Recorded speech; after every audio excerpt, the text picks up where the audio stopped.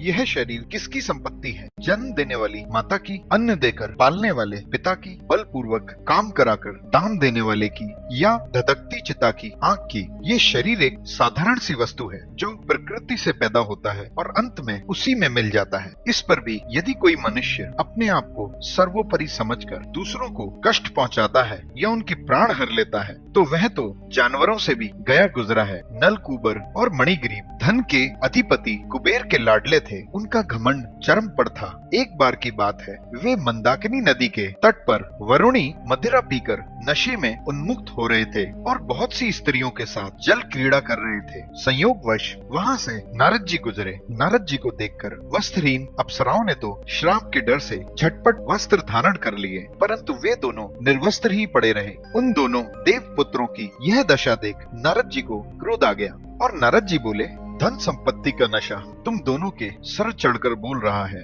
और जो इस नशे में डूब जाता है उसके लिए पर स्त्री गमन, जुआ और मदिरापान आम बात हो जाती है। ऐसे घमंड में अंधे लोग अपनी इंद्रियों के वश में होकर इस नाशवान शरीर को भी अमर मान बैठते हैं। अंत में इस शरीर की तीन ही गतियां होती हैं, या तो कीड़े पड़ जाते हैं, या पशु पक्षी खा लेते हैं, या फिर जलकर राख का ढेर बन जाता है। धनी पुरुषों में तीन दोष होते हैं। पहला, धन स्वयं एक दोष है, दूसरा धन का अभिमान, तीसरा धन का लालच। जबकि निर्धन लोगों में पहले दो दोष नहीं होते, उनमें केवल तीसरा दोष होता है, धन का लालच। इसलिए निर्धनों के परम धन श्री हरि धनिकों की अपेक्षा उनका शीघ्र कल्याण करते हैं। निर्धन लोगों में धन का घमंड नहीं होता और वे सभी मदों में उतना ही उलझते हैं जितना जरूरी होता है। भाग्यवश वे जीवन भर जो कष्ट उठाते हैं वही उनकी तपस्या है, और वे धनिकों की अपेक्षा ज्यादा प्रयास करते हैं कि उनके द्वारा किए गए किसी कार्य से दूसरे को कष्ट न पहुंचे। और समदर्शी साधु संतों का समागम भी निर्धन लोगों को ही ज्यादा सुलभ होता है, क्योंकि उनके विषय भोग तो हरि कृपा से पहले ही छूट चुके हैं।